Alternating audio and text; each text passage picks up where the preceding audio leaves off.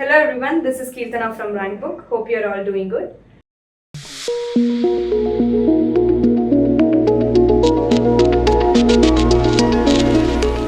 In this session, we are going to solve some of the problems related to speed, time and distance.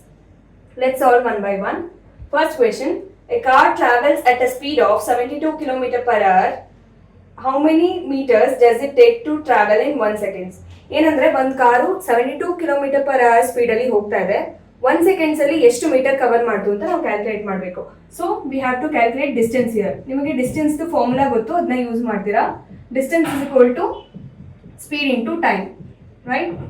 ಈ ಫಾರ್ಮುಲಾಗೆ just value substitute ಮಾಡ್ತೀರಾ. Speed ಕೊಟ್ಟಿದ್ದಾರೆ 72 kilometre per hour, but ಇದನ್ನ ನಾನು ಮೀಟರ್ಸ್ಗೆ convert ಮಾಡ್ಕೋಬೇಕು. ಯಾಕೆ ಅಂತ ಹೇಳಿದ್ರೆ ಅಲ್ಲಿ ಎಷ್ಟು ಮೀಟರ್ ಅಂತ ಕೇಳಿರೋದು ಕ್ವೆಶನ್ ಅದಕ್ಕೆ. So 1 kilometre is equal to 1000 metres ಅಲ್ವಾ? ಸೊ 72ಗೆ ನೀವು 1000 ನ ಮಲ್ಟಿಪ್ಲೈ ಮಾಡಬೇಕು.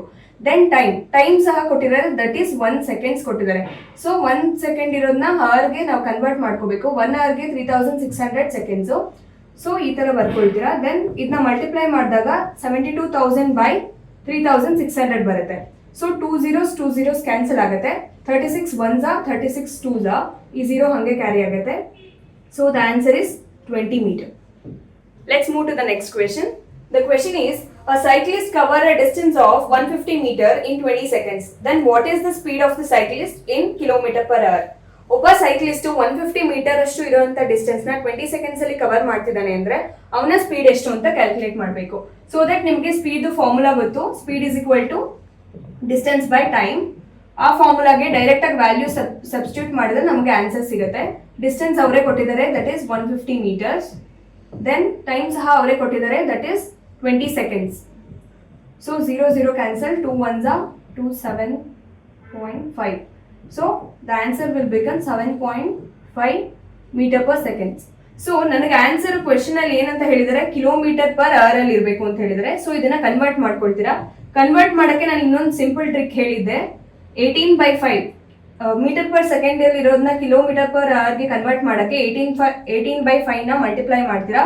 ಸೊ ನನಗೆ answer 27 kilometer per hour sigate. So the answer for this question is 27.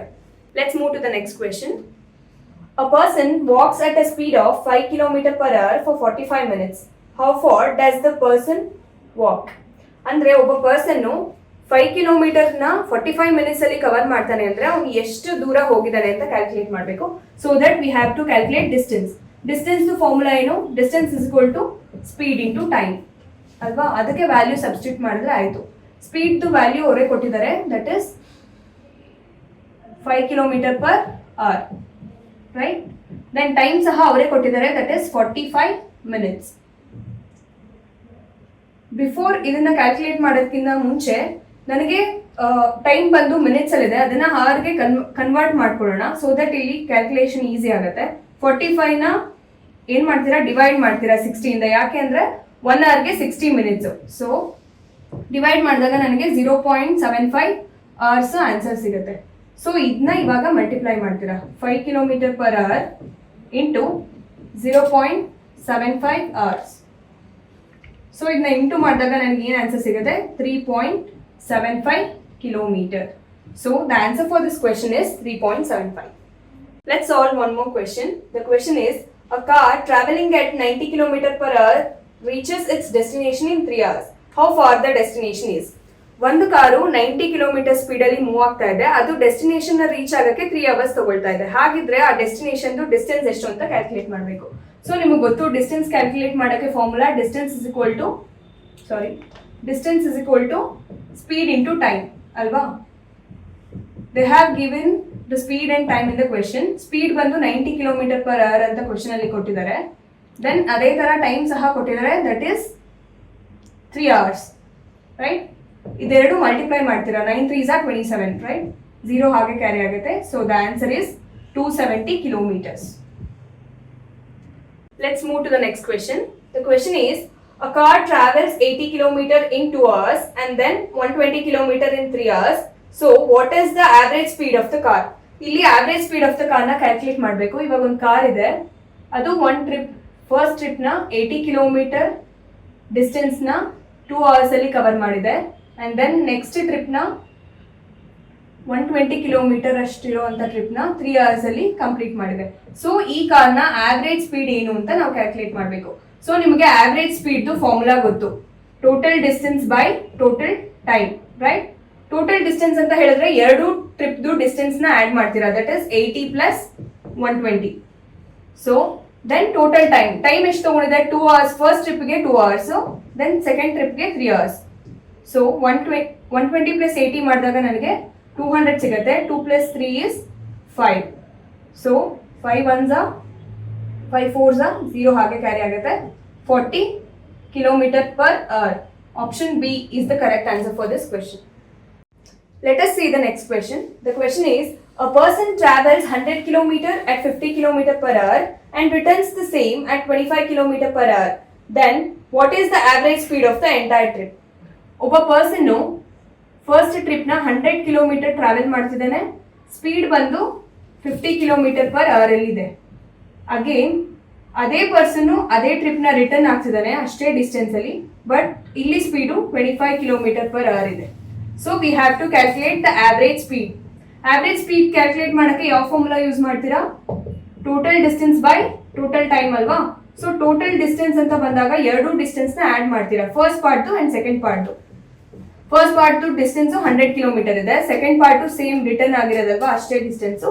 So again 100 kilometre add ಮಾಡ್ತೀರಾ, so that V will get 200 kilometre. Then total time calculate ಮಾಡಬೇಕು. ಕ್ವೆಶನಲ್ಲಿ time ಕೊಟ್ಟಿಲ್ಲ, ಜಸ್ಟ್ ಸ್ಪೀಡ್ ಕೊಟ್ಟಿದ್ದಾರೆ. ಆ speed value ಇಟ್ಕೊಂಡೆ time calculate ಮಾಡ್ಕೊಳ್ಳೋಣ. Time for first part, ಟೈಮ್ದು ಏನು formula? Time is equal to distance by speed ಅಲ್ವಾ? ಫಸ್ಟ್ ಪಾರ್ಟ್ದು ಡಿಸ್ಟೆನ್ಸ್ 100 ಕಿಲೋಮೀಟರ್ ಇದೆ, ಸ್ಪೀಡ್ ಬಂದು 50 ಕಿಲೋಮೀಟರ್ ಪರ್ ಅವರ್ ಇದೆ. So 0 0 cancel, 5 1s 5 2s. So the answer is kilometre cancel ಆಗುತ್ತೆ. Answer is 2 hours. First part to time. Then time for return part. Return part ಅಂತ ಹೇಳಿದ್ರೆ ಆ person return ಆಗಿರ್ತಾನಲ್ಲ ಅದು ಸಹ same distance 100 kilometre by speed ಬಂದು 25 kilometre ತೊಗೊಂಡಿದ್ದಾರೆ, 25 kilometre per hour ತೊಗೊಂಡಿದ್ದಾರೆ. ಸೊ ಆ ವ್ಯಾಲ್ಯೂಸ್ನ ಹಾಕ್ತೀರಾ. 25 1s 25 4s, ಕಿಲೋಮೀಟರ್ ಕ್ಯಾನ್ಸಲ್ ಆಗುತ್ತೆ. Then we will get 4 hours. So ಇವಾಗ ಟೈಮ್ ಎರಡು ಪಾರ್ಟ್ದು ಟೈಮ್ ಸಿಕ್ತು. ಈಗ ಟೋಟಲ್ ಟೈಮ್ನ ಆ್ಯಡ್ ಮಾಡ್ಕೊಳ್ತೀರಾ, that is 2 plus 4 is 6 hours, right? ಈಗ ಆವ್ರೇಜ್ ಸ್ಪೀಡ್ ಕ್ಯಾಲ್ಕುಲೇಟ್ ಮಾಡೋಣ. Average speed is equal to total distance, that is 200 kilometre by total time is 6 hours. So average speed ಬಂದು formula total distance by total time ಅಲ್ವಾ? ಇವಾಗ total distance ನಮಗೆ ಸಿಕ್ತು, that is 200 kilometre. Then again total time ಸಹ ಇಲ್ಲಿ calculate ಮಾಡ್ಕೊಂಡ್ವಿ, that is 6 hours. So 6 1s 6, 3s again 3.33 ಬರುತ್ತೆ. So 33.33 kilometre per hour is the answer for this question. Let's see the next question. The question is, two cars start from the same point and travel in the same direction at a speed of 60 km per hour and 80 km per hour. After how many hours will be the faster car can be 40 km ahead of the slower car? ಈ question meaning ಏನಂತ ಹೇಳಿದ್ರೆ, ಎರಡು car ಒಂದೇ direction ಅಲ್ಲಿ move ಆಗ್ತಾ ಇದೆ. For example ಇದು A ಅಂತ ತಗೋಣ, ಇದು ಬಿ ಅಂತ ತಗೋಣ. ಕಾರ್ ಎ ಬಂದು 60 ಕಿಲೋಮೀಟರ್ ಪರ್ ಅವರ್ ಅಲ್ಲಿ ಮೂವ್ ಆಗ್ತಾ ಇದೆ ಅಷ್ಟು ಸ್ಪೀಡಲ್ಲಿ. ಕಾರ್ ಬಿ ಬಂದು 80 ಕಿಲೋಮೀಟರ್ ಪರ್ ಅವರ್ ಸ್ಪೀಡಲ್ಲಿ ಮೂವ್ ಆಗ್ತಾ ಇದೆ. ಸೊ ಎರಡು ಕಾರು ಒಂದೇ ಡೈರೆಕ್ಷನ್ ಮೂವ್ ಆಗ್ತಾ ಇದೆ. ಇದರಲ್ಲಿ ಫಾಸ್ಟರ್ ಕಾರ್ ಯಾವುದು? ಇದಲ್ವಾ? ಇದು 40 ಕಿಲೋಮೀಟರ್ಸ್ ಅಹೆಡ್, ಇದಕ್ಕಿಂತ 40 ಕಿಲೋಮೀಟರ್ಸ್ ಮುಂದೆ ಹೋಗೋಕೆ ಎಷ್ಟು ಸಮಯ ತಗೊಳ್ತಿದೆ ಅಂತ ನಾವು ಕ್ಯಾಲ್ಕುಲೇಟ್ ಮಾಡಬೇಕು. ಬಿಫೋರ್ ದಟ್ ಇದೆರಡರ ಮಧ್ಯೆ ಇರುವಂತಹ ರಿಲೇಟಿವ್ ಸ್ಪೀಡ್ ನ ಕ್ಯಾಲ್ಕುಲೇಟ್ ಮಾಡ್ಕೊಳ್ಳೋಣ. ರಿಲೇಟಿವ್ ಸ್ಪೀಡ್ ಹೇಗೆ ಕ್ಯಾಲ್ಕುಲೇಟ್ ಮಾಡ್ತೀರಾ? ಸೇಮ್ ಡೈರೆಕ್ಷನ್ ಇದ್ದಾಗ ಮೈನಸ್ ಮಾಡ್ತೀರಾ, right? 80 kilometre per hour minus 60 kilometre per hour. So the answer will become 20 kilometre per hour. So this is the relative speed between two cars. Next ಇದಾದ್ಮೇಲೆ ನಾವೇನು calculate ಮಾಡ್ಬೇಕಿಲ್ಲಿ? Time calculate ಮಾಡಬೇಕು. ಟೈಮ್ಗೆ formula time is equal to distance by speed, right?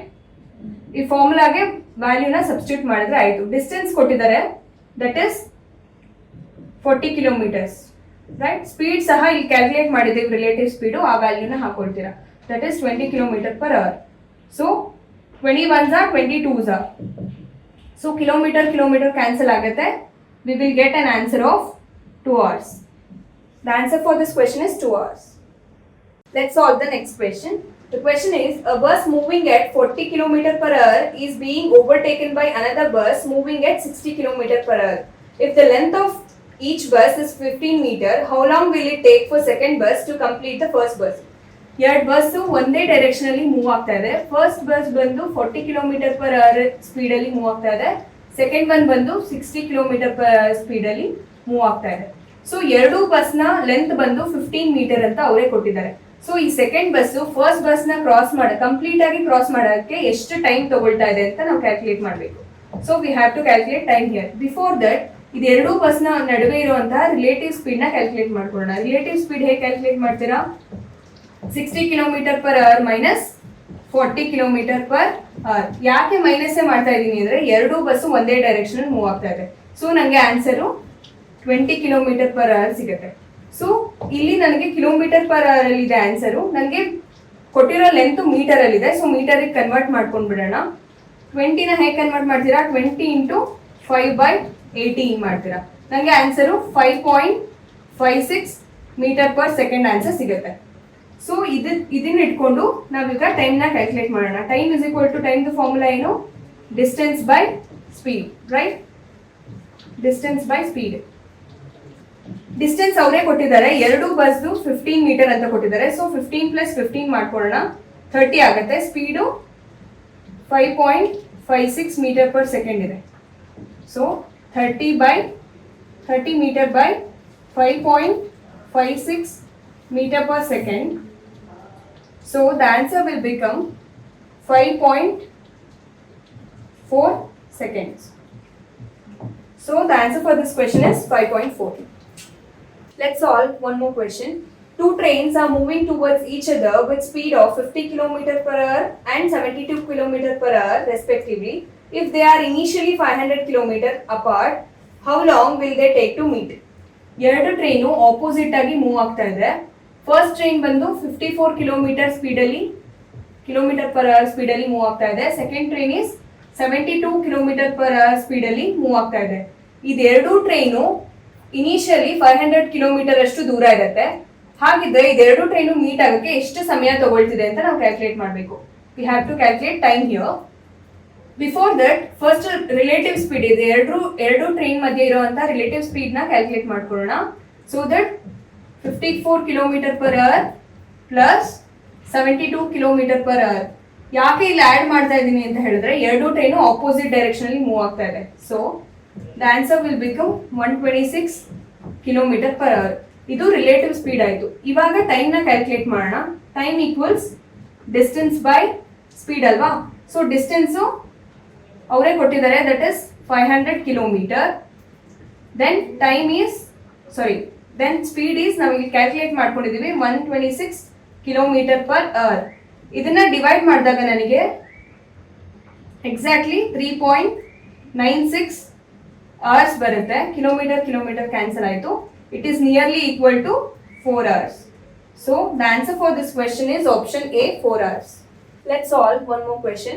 The question is, two cyclists start from the same point and ride towards each other at 25 km per hour and another at 35 km per hour. If they are 120 km apart initially, how long will it take for them to meet? ಅಂದ್ರೆ ಎರಡು cyclist ಇದ್ದಾರೆ.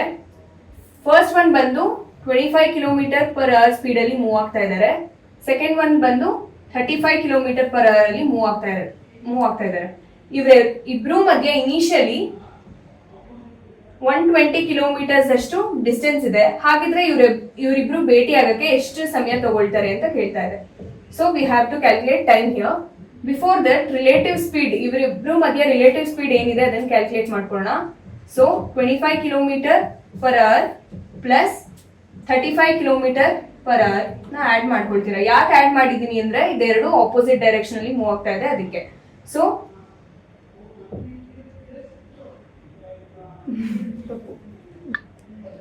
So ಇದೆರಡನ್ನು add ಮಾಡಿದಾಗ ನನಗೆ 60 km per hour answer ಸಿಗುತ್ತೆ. So this is the relative speed. ಇವಾಗ ನಾವು time calculate ಮಾಡಬೇಕು. ಟೈಮ್ದು ಫಾರ್ಮುಲಾ ಬಂದು time is equal to distance by speed ಅಲ್ವಾ? Distance by speed. So distance ಕೊಟ್ಟಿದ್ದಾರೆ, that is 120 kilometres. Then speed ಕೊಟ್ಟಿದ್ದಾರೆ, ನಾವು ಇಲ್ಲಿ ಕ್ಯಾಲ್ಕುಲೇಟ್ ಮಾಡ್ಕೊಂಡಿದ್ದೀವಿ 60 kilometre per hour. So 0 cancel. So ಇಲ್ಲಿಗೆ ವ್ಯಾಲ್ಯೂ ಸಬ್ಸ್ಟಿಟ್ಯೂಟ್ ಮಾಡ್ತೀರಾ. ಸೊ ಡಿಸ್ಟೆನ್ಸ್ ಅವರೇ ಗಿವನ್ ಅಲ್ಲಿ ಕೊಟ್ಟಿದ್ದಾರೆ, ದಟ್ ಇಸ್ 120 ಕಿಲೋಮೀಟರ್. ಸ್ಪೀಡ್ ಬಂದು ನಾವಿಲ್ಲಿ ಕ್ಯಾಲ್ಕುಲೇಟ್ ಮಾಡ್ಕೊಂಡಿದ್ದೀವಿ 60 kilometre per hour. So kilometre cancel ಆಗುತ್ತೆ, 0 ಕ್ಯಾನ್ಸಲ್ ಆಗುತ್ತೆ, 6 1s 6 2s. So the answer is 2 hours. Option A is the answer for this question.